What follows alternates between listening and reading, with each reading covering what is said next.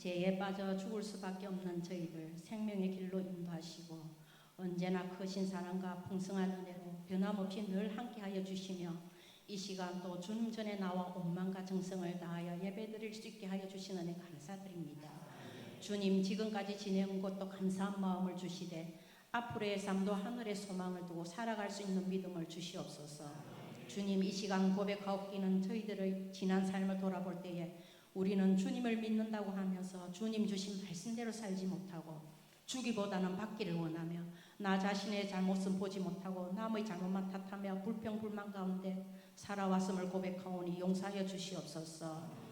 저희들 주님 앞에 섰을 때 부끄럽지 않는 삶, 잘했다 칭찬받을 수 있는 저희 모두가 될 수 있기를 간절히 원하고 바라옵나이다. 주님, 옥포교회를 사랑으로 늘 함께하여 주심을 감사드립니다.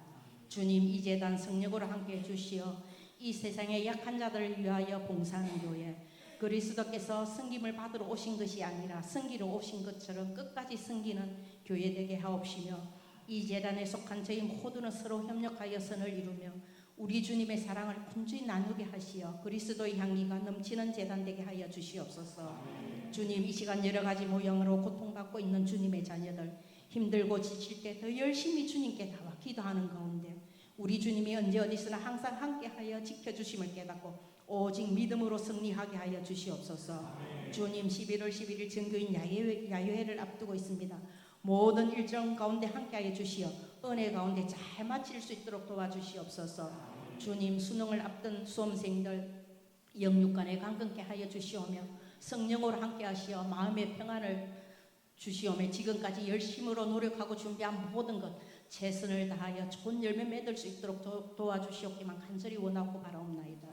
주님, 오늘 말씀 전하실 목사님 영육간에 강건케 하옵시며 기도로 준비하신 말씀 전하실 때 성령으로 함께하시어 듣는 우리의 심령의 기쁨과 은혜가 넘치게 하옵시며 우리를 향하신 하나님의 뜻을 깨닫는 귀한 시간 되게 하여 주시옵기만 간절히 원하고 바라오며 저희들을 한없는 사랑으로 언제 어디서나 늘 함께하여 주심을 감사드리오며 예수 그리스도 이름으로 기도드립니다.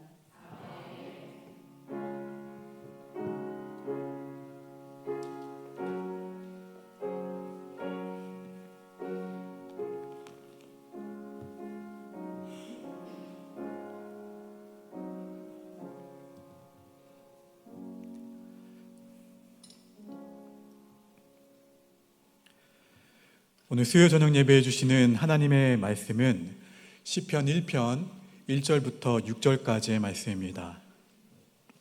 시편 1편 1절부터 6절까지의 말씀을 우리 한 절씩 교독하겠습니다. 복 있는 사람은 악인들의 길을 따르지 아니하며 죄인들의 길에 서지 아니하며 오만한 자들의 자리에 앉지 아니하고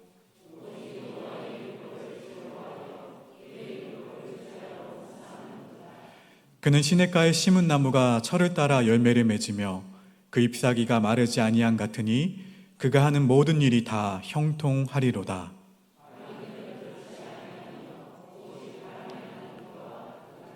그러므로 악인들은 심판을 견디지 못하며 죄인들이 의인들의 모임에 들지 못하리로다.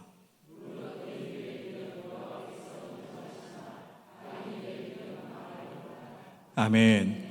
할렐루야. 오늘 수요 저녁 예배에 나오신 여러분들을 주의 이름으로 환영하고 축복합니다. 우리 앞뒤 좌우분을 이렇게 고백해 보실까요? 예수님 때문에 행복합니다.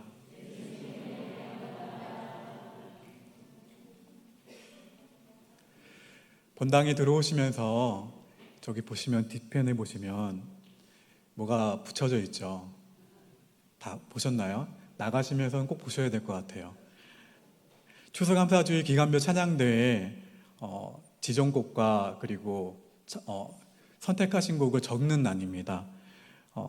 정해진 자유곡도 정하지 못하신 분들은 적으시고요. 지정곡도 587장부터 594장 가운데 한 장을 선택하셔서 1절만 부를 수 있도록 꼭 나가시면서 빠짐없이 적고 나가시기 바랍니다.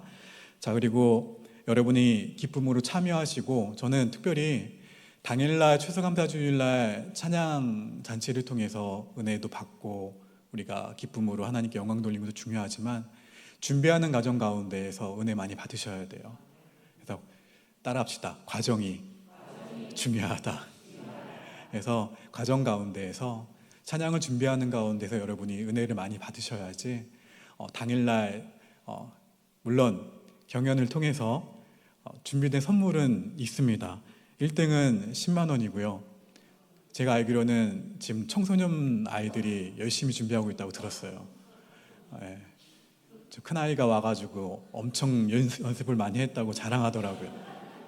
제가 저한테 로비를 하는 것 같아가지고 저는 이제 공정하게 심사를 보려고 하는데 그만큼 아이들은 지금 10만 원에 지금 목을 매더라고요. 자, 그리고 2등은 7만 원이고 3등은 5만 원입니다. 특별상을 준비했다고 하니까요. 상은 그냥 덤으로 받는 거고 준비하는 과정 가운데 여러분이 많이 웃으시고 많이 기뻐하시는 가운데에서 추수감사주일 그 당일이 더욱더 기쁨과 감사로 넘쳐나기를 소망합니다. 그리고 며칠 안 남았습니다. 종교인 야유회 지금도 늦지 않았습니다. 그래서 오늘 혹시 마음에 변화가 있으시다면 나가시면서 저기 박영복 장로님 계시죠? 마음이 변했습니다. 그래서 결정된 그 결심을 알려주시고요. 11월 11일 토요일 오전 7시 30분입니다.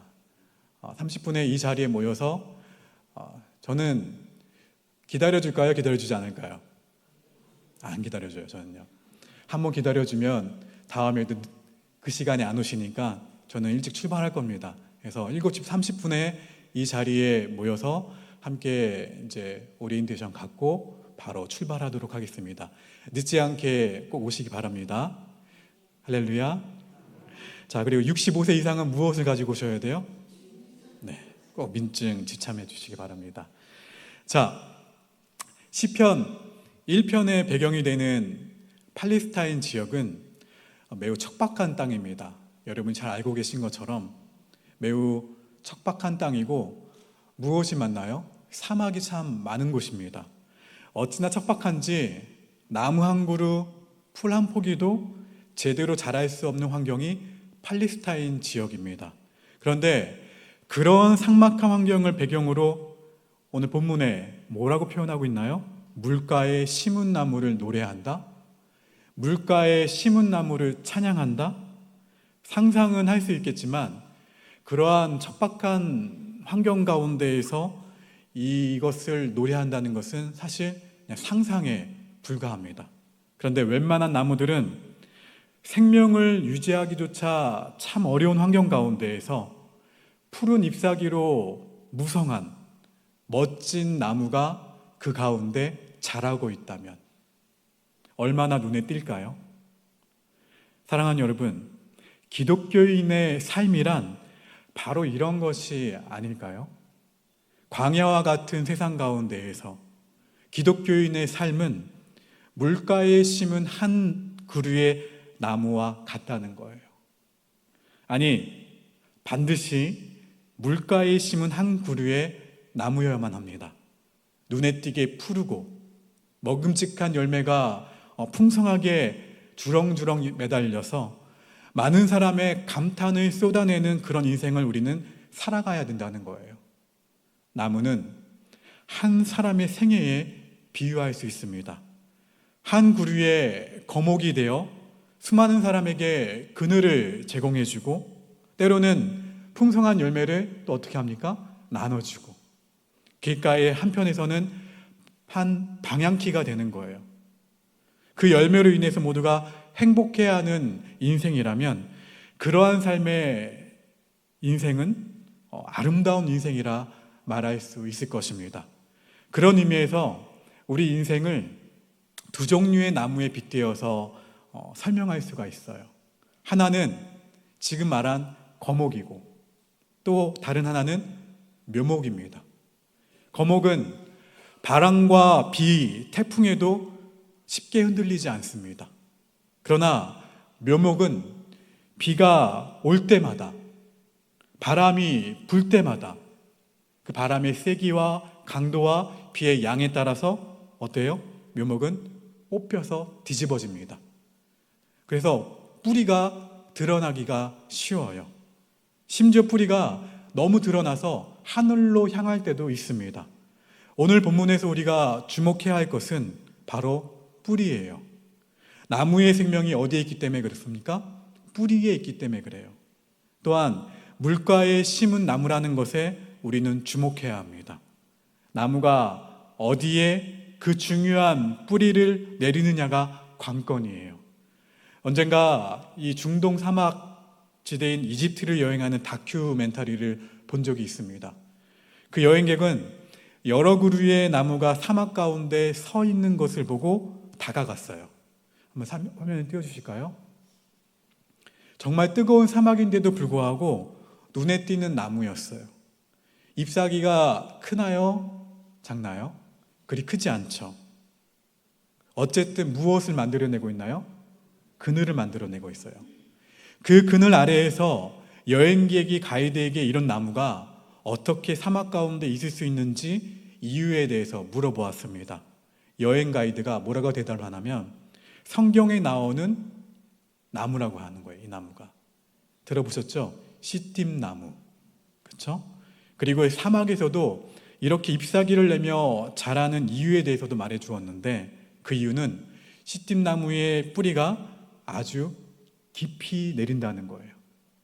얼마나 깊이 뿌리를 내린가 하면 물이 있는 곳까지 그 뿌리를 내린다는 거예요. 대단하지 않나요?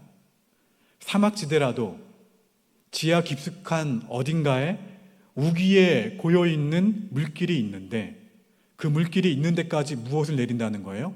뿌리를 내린다는 거예요. 그 물을 찾아서. 그래서 사막 한가운데서도 저 그림처럼 사진처럼 푸른 나뭇가지를 들이었던 것입니다.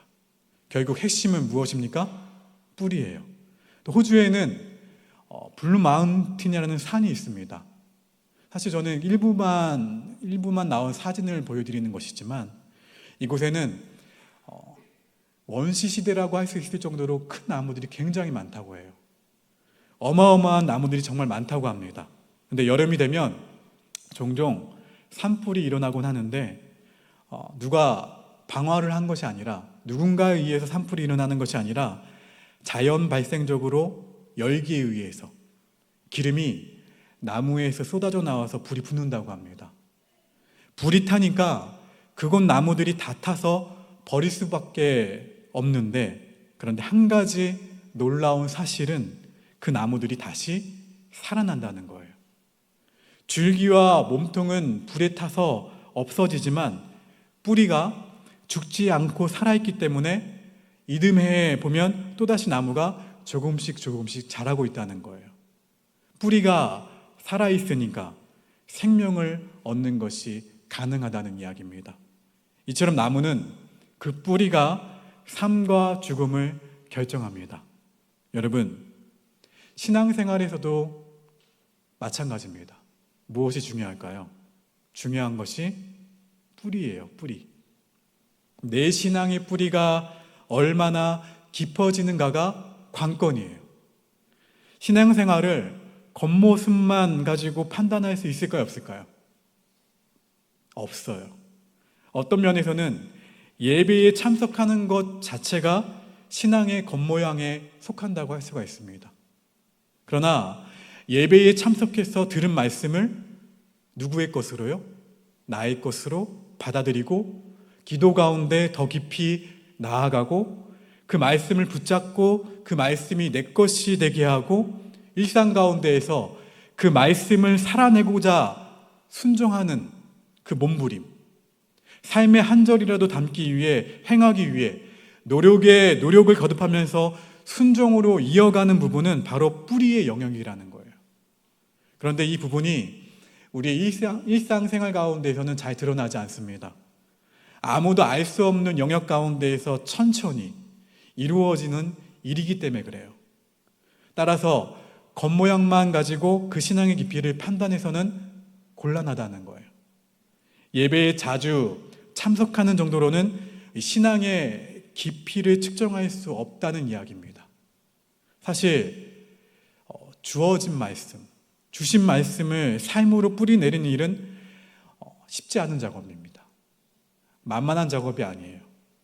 수많은 이 뿌리를 내리는데 많은 갈등을 경험해야 하고 말씀을 살아내고자 엄청난 대가 지불을 해야 할 때가 참 많아요. 그럼에도 그 말씀이 하나님의 진리임을 경험하고 그 말씀을 삶에 살아나는 과정이 반드시 필요하다는 거예요. 이 진리라는 확신을 갖게 되면 생명을 걸고서라도 포기하지 않는 결단을 갖게 될 것입니다. 여러분, 그래서 신앙생활은 겉멋이 들지 않도록 주의해야 돼요. 이렇게 비유할 수 있습니다. 혹시 여러분 바닷가에 다 사시니까 수영 다 잘하시나요? 저처럼 아니면 수영을 못 하시나요? 제가 유일하게 못하는 운동이 있다면 수영입니다. 저는 그래서 바닷가나 수영장 가서 폼 잡지 않아요. 네. 근데 수영장 보면 멋진 수영복을 입고서 멋지게 폼을 잡고 있는 사람들이 있어요. 그런데 누군가가 장난 삼아서 물에 빠뜨렸어요. 툭 밀어서. 근데 그 빠진 사람이 저처럼 수영을 못하는 사람이라면 어떻게 할까요? 바로 살려달라고 외치겠죠. 저도 아마 그럴 거예요. 살려달라고. 그런데 이렇게 살려달라고 외치는 식의 신앙생활의 겉멋이라는 거예요, 이게. 여러분, 그런데 뿌리가 어쩌면요, 깊으면 어지간해서는 흔들리지 않습니다. 사실 내가 무언가에 쉽게 흔들리고 있다면, 그리고 내가 무언가에 쉽게 흔들린다면 나를 돌아보셔야 돼요. 뿌리가 어떻다는 거예요? 얕다는 거예요. 신앙생활을 하다가 무너지는 까닭은 신앙의 뿌리가 아직 약해서 뽑힌 거예요. 그러다가 다시 심죠. 또 뽑히고 다시 또 심어요. 그러다가 또 어려움을 만나면 다시 뽑혀요.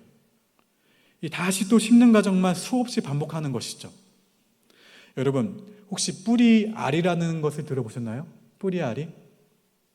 나무를 뽑아서 다른 토양에 옮겨 심으면 뿌리를 내리기까지 뿌리알이를 한다는 거예요. 우리의 신앙생활도 보이는 데만 치중하다 보면 나중에 크게 후회하는 날이 오게 됩니다. 신앙은 보이지 않는 세계의 일이에요. 기도 생활도 결국은 보이지 않는 세계에서 일어나는 일입니다. 이처럼 개인의 영성을 쌓아가는 노력은 눈에 드러나지 않습니다. 이렇게 보이지 않는 일이지만 그 일이 쌓이고 쌓이다 보면 결국에 뿌리 깊은 건강한 신앙을 결정하는 거예요. 여러분, 보이는 데만 치중하다 보면 결국엔 뿌리채 뽑혀서 넘어지게 되어 있어요. 순간적으로 열정이 붙어서 열심히 신앙생활을 하다가도 나중에 보면 제 풀에 넘어진 사람이 많은 이유가 무엇일까요? 바로 신앙의 뿌리에 신경을 쓰지 않고 영적인 허영에 빠져있기 때문에 그렇습니다. 이처럼 뿌리 없는 신앙은 외부 요인에 쉽게 흔들립니다. 그래서 불안정해요. 언제 어떻게 될지 앞날을 알 수가 없습니다. 이처럼 미래가 불안하니까 또 감정에 치우칩니다. 여러분, 거목이라는 평가는 연수가 아니에요. 연수가 아니라 그 뿌리의 깊이에 따르는 것입니다. 거목은 바람이 불더라도 어떠한 상황이 온다 할지라도 흔들리지 않는 거예요. 나의 위치와 삶의 모습을 그대로 유지하는 사람, 주신 말씀대로 어떻게 해요? 강하고 담대하게 나아가는 사람. 근데 그럼에도 불구하고 여전히 나에게는 문제가 있어요. 염려가 있어요. 내 마음을 송두리째 절망 가운데 빠뜨립니다. 하지만 그럼에도 불구하고 강하고 담대하게 주님의 말씀 붙잡고 나아가는 사람. 누굽니까? 거목이에요. 거목. 저는 저와 여러분이 시냇가에 심은 뿌리 깊은 나무처럼 거목과 같은 사람이 될 수 있기를 주의 이름으로 축원합니다. 우리 옆 사람에게 마음의 축복을 담아서 함께 고백합시다. 당신은 거목입니다. 할렐루야. 묘목이 돼서는 안 됩니다. 묘목은 뭐라고 했어요? 쉽게 뿌리가 흔들려서 뽑아져요. 여러분, 오늘 본문에 보시면 철을 따라 열매를 맺으며 라는 고백이 있어요. 그렇죠? 뿌리 깊은 신앙은 그냥 세월이 흐를수록 뿌리를 계속 내리잖아요. 그렇죠? 점점 그러는 가운데서 열매를 풍성하게 맺는다는 거예요. 열매가 풍성하다는 것은 열매의 수가 말 그대로 많다는 것입니다. 결국 나무의 품질은 열매의 질과 열매의 양으로 결정됩니다. 어떤 사람은 이런 말을 하기도 합니다. 열심히 했어요. 열심히 살아왔습니다. 열심히 땀을 흘렸습니다. 저는 심지어 새벽부터 일을 했습니다. 그런데 열매가 없습니다. 그렇다면 문제가 있는 거예요. 처음에는 열매 맺는 나무인지 잘 모를 수가 있습니다. 그러다 한순간에 판가름 나는데 일단 열매가 맺히면 열매의 크기와 열매의 색깔이 드러나기 때문에 그래요. 이처럼 신앙의 깊이는 보이지 않는 영역에 속하지만 반드시 열매를 통해 보이게 되어 있습니다. 그래서 우리가 기억할 것은 열매를 내가 맺는 것이 아니라 누가 맺는 거예요? 누가 주시는 거예요? 하나님이 주시는 거예요. 뿌리 내리는 작업은 내가 하지만 열매를 맺게 하시는 분은 하나님이세요. 요한복음 15장에서도 말씀하시죠. 가지가 스스로 열매를 맺는 것이 아니라고요. 어디에 붙어 있으라고 말씀하세요? 나무에 붙어 있기만 하면 됩니다. 그래서 우리는 열매의 신경을 쓰기보다 어디에 집중하셔야 돼요? 뿌리를 내리는데 집중하셔야 돼요. 내 신앙의 뿌리는 얼마나 깊은 데까지 내렸는지를 점검하셔야 된다는 거예요. 산상수훈에서도 예수님은 열매로 그 나무를 안다고 말씀하셨습니다. 오늘 본문을 보면 열매를 맺되 한때로 끝나지 않고 계속해서 열매를 맺는다고 말씀합니다. 철을 따라 열매를 맺으며. 이 경우 예전의 성경으로 개역한 것을 보면 시절을 쫓아라고 번역이 되어 있었어요. 철을 따라, 때를 따라, 시절을 쫓아 열매를 맺는다는 말이에요. 사랑하는 여러분, 단 한 번이 아니라 계속해서 열매를 맺어야 함을 기억하시기 바랍니다. 이것이 정말 중요해요. 한 번은 크고 좋은 열매를 맺을 수 있지만 다음번에도 그런다는 보장이 있을까요? 없을까요? 없어요. 게다가 한 철의 열매는 그리 오래 가지 못합니다. 계속해서 풍성한 열매를 맺는 것이 중요하다는 거예요. 10대라면 10대의 열매를 맺을 거예요. 20대와 30대라면 20대와 30대의 열매를 맺겠죠. 저처럼 40대라면 또 다른 풍성한 열매를 맺을 겁니다. 맺어야 하죠.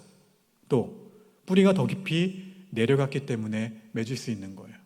또 50대와 60대, 70대와 80대, 90대에 이를수록 그 열매의 크기나 빛깔도 달라져야 된다는 거예요. 그래서 우리는 철을 따라 이 말씀에 집중하셔야 됩니다. 내 인생의 계절에 따라 다른 열매를 맺어야 된다는 거예요. 그래서 내가 50대라면 60대에 대한 기대감이 있으셔야 된다는 거예요. 내가 60대라면 70대에 하나님이 나에게 부어주실 풍성한 열매를 어떻게 하셔야 된다는 거예요? 기대하셔야 된다는 거예요. 삶을 살아온 연수가 많으면 많아질수록 내가 죽을 날이 다가오는구나가 아니라 뭐예요? 언제나 때에 따라 열매를 맺는 것에 대한 기대감이 있으셔야 된다는 거예요. 열매는 누가 맺게 하십니까? 다시 한번 하나님이 맺게 하시니까. 그래서 내가 찬양대를 봉사하고 있죠? 그러면은 언제까지 하실 거예요? 김상곤 장로님? 목소리가 나올 때까지. 그걸 그렇게 하는 거예요. 헌신은요. 내가 70이 되면 목사님들도 다 은퇴하시니까 나도 은퇴해야지가 아니라 70이 되면 80의 나의 삶 가운데 역사하실 하나님의 열매들을 기대하셔야 된다는 거예요.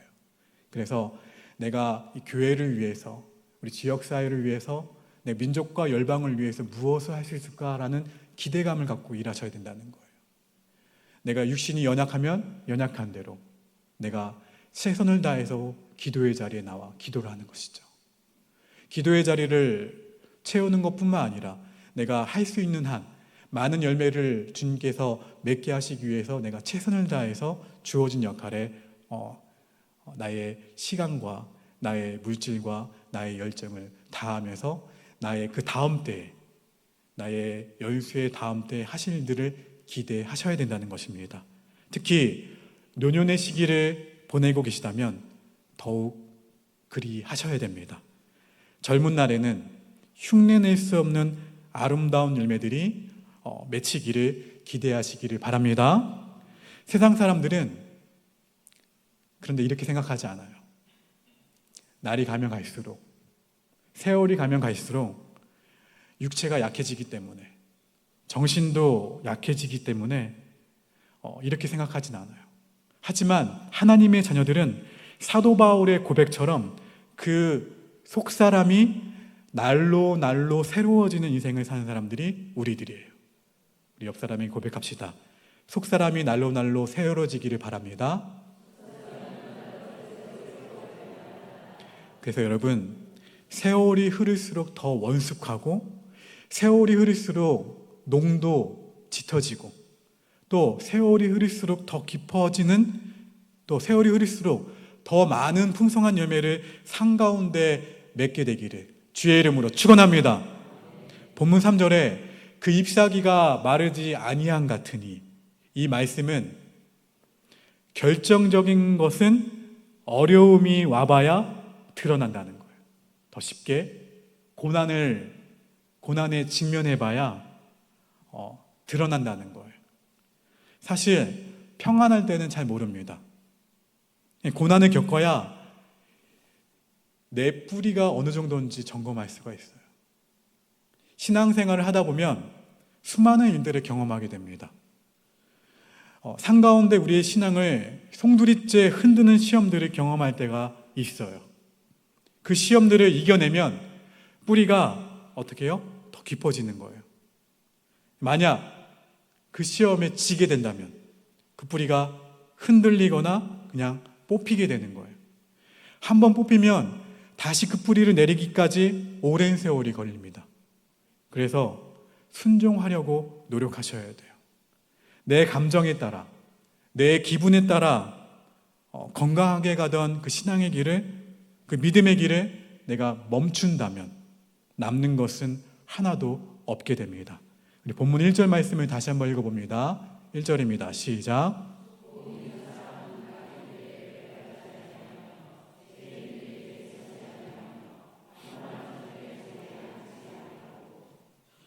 자, 여기에 등장하는 사람들이 있죠. 악인, 또 누굽니까? 죄인, 또 오만한 자. 이 사람들의 특징이 무엇인지 아십니까?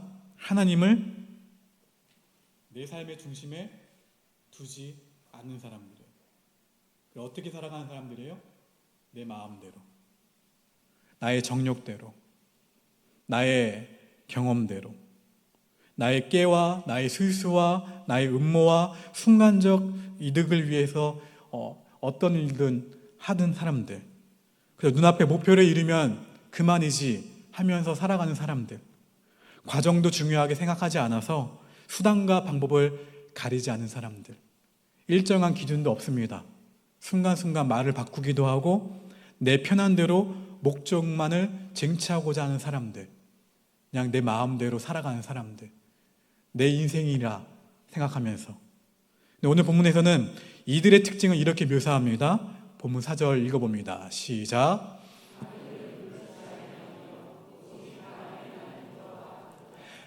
바람에 나는 겨는 참 변화무쌍하죠. 얼마나 변화무쌍한지 그 가벼운 겨가 부는 바람에 따라 굴러다닙니다. 날아다니죠. 방향도 기준도 중심도 없이 그저 바람에 따라 떠돌아다닙니다. 마음에 뿌리 내린 십자가 복음이 없으니까 그저 목적만 이루면 그만이라 생각하고 그냥 하루하루를 그렇게 살아가는 사람들이에요. 그런 사람들은 이런 사람들도 있죠. 현실에 매우 밝아서 요령 있게 합리적으로 살아가는 것 같은 사람들도 있어요. 결국에는 허망해지는 것을 나중에는 확인할 수 있게 됩니다. 어떤 이들은 이러한 악인과 오만한 자, 죄인들을 부러워하는 사람들도 있어요. 형통한 것 같아서, 잘 풀리는 것 같아서, 저렇게 살아가는 것이 세상의 법칙이구나, 이치구나 하면서 그 세상 사는 방식을 배우고 싶어하는 사람들도 있습니다. 믿는 사람들조차도. 그러나 이렇게 하나님 없이 사는 사람들에 대한 성경의 입장은 단호해요. 성경은 그들을 악인, 죄인, 오만한 자라고 말합니다. 그리고 심판의 날에 견디지 못한다 말씀하고 있어요. 악인들의 길은 어떻게 된다고요? 망하리로다. 사랑하는 여러분, 우리는 살아가면서 너무 쉽게 문제를 해결하려고 합니다. 물론 그러고 싶은 마음이 들 수가 있어요, 당연히. 정말 뿌리치기 어려운 큰 유혹들이 내 삶 가운데 찾아오기도 합니다. 그러나 쉽게 그 문제를 해결하려 들면 항상 보이지 않는 덫에 걸리게 되어 있어요. 세상이 거저 허락하는 일은 아무것도 없습니다. 한번 덫에 걸려 허우적대다 보면 어려움과 악순환이 반복되는 삶을 살아가게 되는 거예요.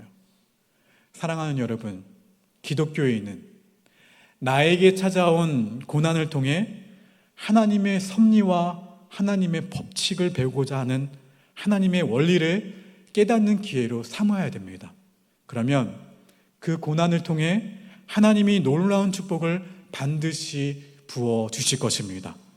중요한 것은 고난을 통과하는 것 그 자체가 아니라 고난을 통해 무엇이 깊어지는 거예요? 나의 신앙의 뿌리가 깊어지는 거예요. 그래서 우리가 붙들어야 할 진리가 바로 이거예요. 따라서 고난을 통해 누구를 배워야 돼요? 하나님을 배워야 돼요. 고난을 통해 하나님의 말씀을 배우셔야 되고 나의 신앙의 깊이가 깊어지게 해달라고 기도하셔야 됩니다. 흔들리지 않게. 이것이 사실 고난을 주시는 많은 이유가 있지만 고난을 주신 이유 가운데 하나이기도 해요. 고난은 하나님의 말씀이 내 삶 가운데 뿌리 내릴 소중한 기회입니다. 세상에는 붙들 것이 없어요. 하나님만 붙잡으셔야 됩니다. 하나님만이 나를 도와주실 수 있고 하나님만이 나에게 승리를 주실 수 있습니다. 이렇게 다짐하시면서 이렇게 고백하시면서 신앙의 뿌리를 어떻게 하셔야 돼요? 자꾸 밑으로 깊이 뻗어나가셔야 돼요. 이처럼 나에게 고난이 왔다. 문제의 직면에 있다. 하나님께서 주신 기회로 내가 받아들일 때 고통이 변해 축복이 된다는 사실을 믿으시기를 바랍니다. 삶이 더욱 풍성해지는 것을 경험하게 되실 거예요. 그래서 나의 고난 때문에 내가 힘들어하고 어려워하는 것이 아니라 오히려 누구 때문에요? 예수님 때문에 행복하다는 고백을 할 수 있어요. 나의 상황과 나의 염려와 상관없이 내 느끼는 감정과 상관없이 누구 때문에요? 뿌리가 어디에 내려져 있기 때문에 예수님께 굳건하게 내려져 있기 때문에 이 고백을 할 수 있게 되는 거예요. 나는 예수님 때문에 행복합니다. 여호와 한 분이면 충분합니다. 여호와는 나의 목자시니 내게 부족함이 없습니다. 이 고백을 할 수 있는 거예요. 여러분, 다이아몬드 참 비싸죠. 그렇죠? 다이아몬드를 잘 가공하면 그 원석보다 그 가치가 높아지듯이 이 가공 과정을 달리 표현하면 상처를 내는 거예요. 고통을 주기 위한 상처가 아니라 새로운 모습으로 재탄생하기 위한 과정이에요. 상처예요, 상처. 이 상처 입은 고난을 통해 거대한 탄소 덩어리가 귀한 보석으로 빚어지는 것입니다. 사랑하는 여러분, 저와 여러분도 마찬가지입니다. 고난은 하나님께서 우리의 신앙에 물을 주시고 영양분을 공급하시는 기회예요. 따라서 이 고난의 시간을 통해 하나님의 이끄심을 체험하는 가운데 신앙을, 믿음을 견고히 뿌리내리는 작업을 완수할 수 있게 되기를 주의 이름으로 축원합니다. 이렇게 뿌리가 깊어지면 깊어질수록 신앙도 성숙해지는 거예요. 그리고 신앙이 성숙해지면 마침내 그에 걸맞는 풍성한 열매가 주어지게 됩니다. 우리 교회 앞마당에 저 뿌리 깊은 나무처럼 예수님 안에 믿음의 깊은 뿌리를 내리고 그리고 신앙도 성숙해지고 그에 따른 많은 선한 열매들을 여러분의 가정과 일터와 모든 영역에서 풍성하게 맺게 되기를 주의 이름으로 축원합니다. 오늘 말씀 기억하시면서 오늘은 경찬 마지막 찬양 있잖아요. 하나님이시여, 그 찬양 함께 찬양하겠습니다.